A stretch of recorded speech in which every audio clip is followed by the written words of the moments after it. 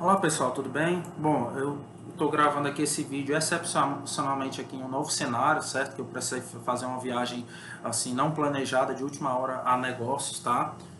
Então estou fazendo aqui do hotel, do quarto de hotel onde eu estou hospedado, tá? E tendo em vista aqui a aproximação do segundo turno das eleições, eu vim realmente gravar esse vídeo para ressaltar a importância do voto crítico, certo? Não sei se vocês, muita gente já havia escutado falar desse termo, né? Que é esse convite, na realidade, que eu estou fazendo, de convidar todo mundo, né, a ir votar nesse segundo turno das eleições, desse domingo, dia 30, né, e exercer o que eu chamo de voto crítico, né, seja em que candidato for, quer você vote em Lula, quer você vote em Bolsonaro, o que eu acho mais importante nesse momento, tão quanto em quem você vota, é a forma que você vota, ou seja, você votar de forma crítica, certo?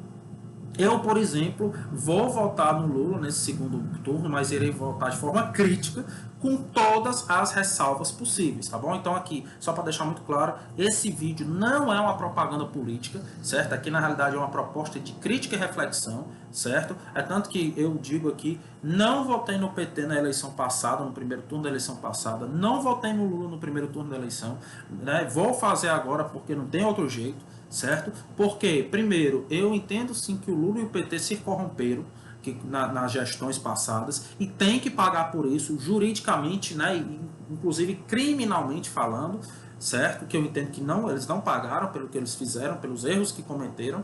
E eu vejo, o segundo motivo é que eu vejo o Lula como um velho cacique da política que não vai fazer as mudanças que o país precisa, né? E vai continuar governando com base em conchavos e acordões, assim como ele fez nas gestões passadas. Então eu entendo que na realidade o Lula está muito longe de ser a melhor solução para o país nesse momento. Né? Então é tanto que eu acho até muita graça quando o pessoal fica falando, Lula, né, vai voltar ao comunismo e tudo assim, eu começo a rir, porque o Lula é um cacique, pelo amor de Deus, ele não vai mudar, não vai fazer uma revolução, ele vai ficar governando com base em conchavos e acordões, como ele já fez, né? Enfim, mas o povo gosta dessas teorias da conspiração. Então, o que eu estou querendo dizer é isso, nem Lula nem Bolsonaro são perfeitos, na verdade os dois estão muito longe disso, né?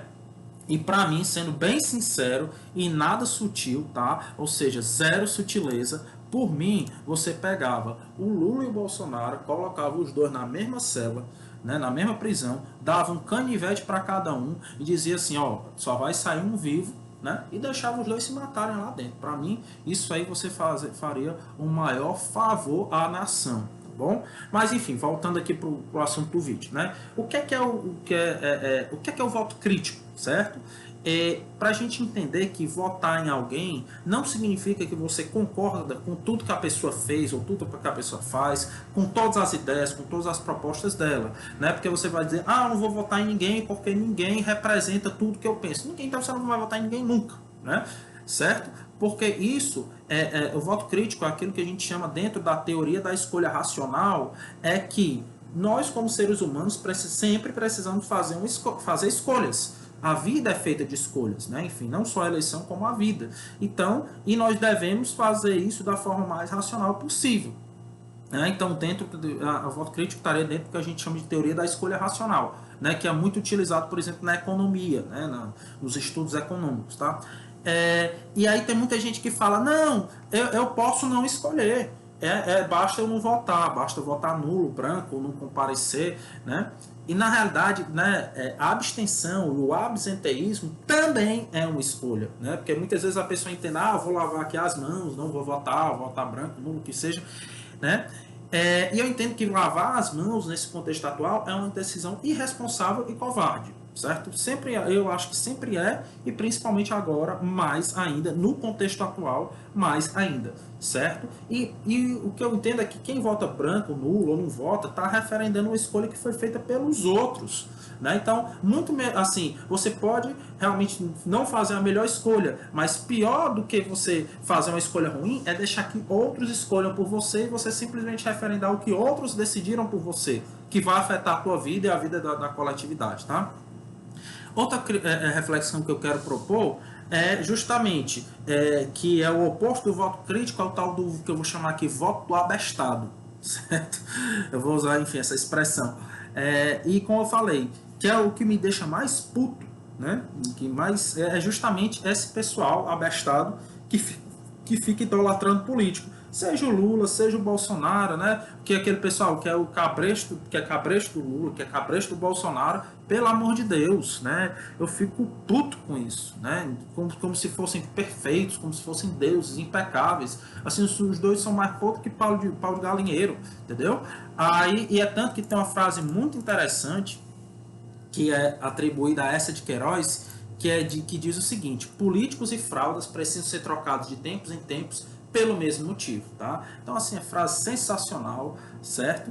E que é justamente isso, que todo político tem seus podres, tá? E, inclusive, eu acho que essa frase, ela fala muito para mim, assim, eu me identifico muito com essa frase, que eu tenho uma filha pequena vai fazer 2 anos, então a gente tem que ficar trocando fralda dela todos os dias de 8 a 10 vezes. Então, assim, uma coisa que eu sei é que realmente fralda fede, entendeu? E que tem que trocar direto. 8 a 10 fraldas por dia. Então, pelo amor de Deus, vamos parar de ficar idolatrando político. Todo político tem seus podres, tá? Então, eu acho que o mais importante é, tudo bem, você tem que fazer uma escolha, faça a escolha, né? Vote no menos ruim. Mas pare de ficar idolatrando esse pessoal, pare de ficar achando que tudo que eles fazem é certo e tudo, né? E vamos fazer crítica a esse pessoal. E por último, que é a última reflexão que eu quero fazer, é que muitas vezes as pessoas votam muito na pessoa e não no projeto de governo, né?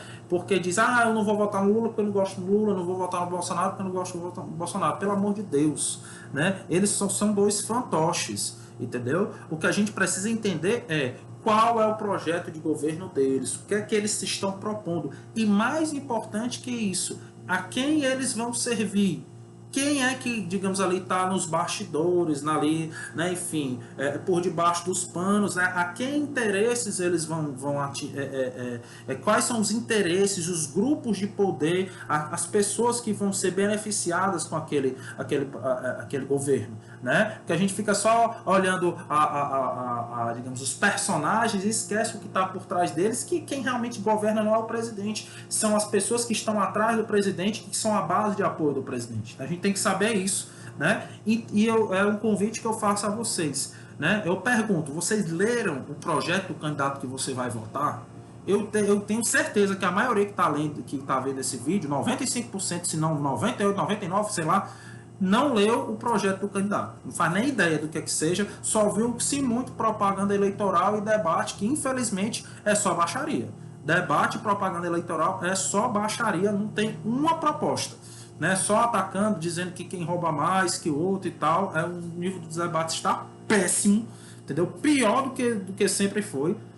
Sem proposta nenhuma, só ataque pessoal, que inclusive é algo que até vou fazer uma sugestão de leitura, né, do livro Como Vencer um Debate Sem Precisar Ter Razão, do Arthur Schopenhauer, né? Eu particularmente sou fã do Schopenhauer, né, do pensamento de Schopenhauer, e esse livro é muito interessante, e o que eu acho mais legal é você ver que como esse livro está sendo colocado na prática, né? Que como ele diz aqui numa citação dele, a arte de discutir e discutir de forma a vencer um debate, quer se esteja certo ou errado, por meios lícitos ou ilícitos.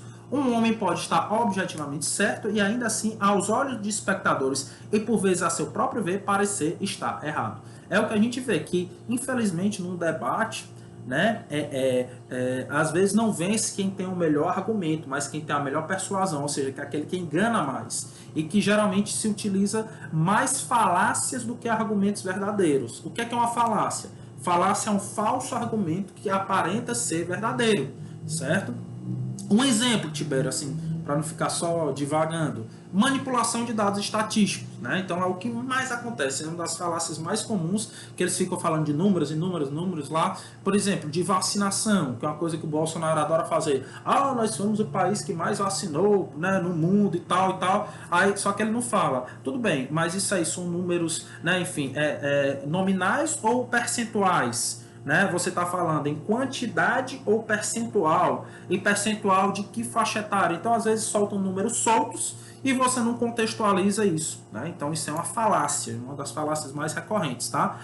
E o ataque pessoal, infelizmente, é o que está acontecendo mais, que é até o que é uma estratégia que Schopenhauer adverte, né, que diz o seguinte: parta para o ataque pessoal, insultando grosseiramente, tão logo perceba que seu oponente está com a vantagem.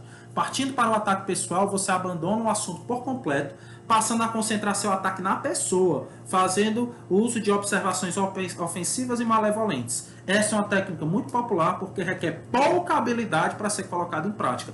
Infelizmente, dos dois lados, é só o que a gente está vendo, né? É só ofensa pessoal, ataque pessoal, o que revela que, que os candidatos estão com pouca habilidade e que o nível do debate político está péssimo, porque só o que tem é ataque pessoal, tá? Então, pessoal, enfim, resumindo, né, já estou falando demais, né, nesse domingo, dia 30, por favor, vão votar, mas exerçam o voto crítico. Não importa em quem vocês vão votar, quer que você vote em Lula, Bolsonaro, enfim, você é livre para você decidir, certo? Mas vote de forma crítica para que depois a gente possa cobrar e exigir de quem quer que ganhe, né? Nenhum dos dois candidatos é perfeito, então, pelo amor de Deus, não faça o voto do abestado, que é ficar idolatrando candidato, né? Porque tenha certeza que nenhum dos dois merece isso, tá bom? Valeu, pessoal, boa eleição e que vamos esperar que saia alguma coisa boa disso aí, tá bom? Valeu.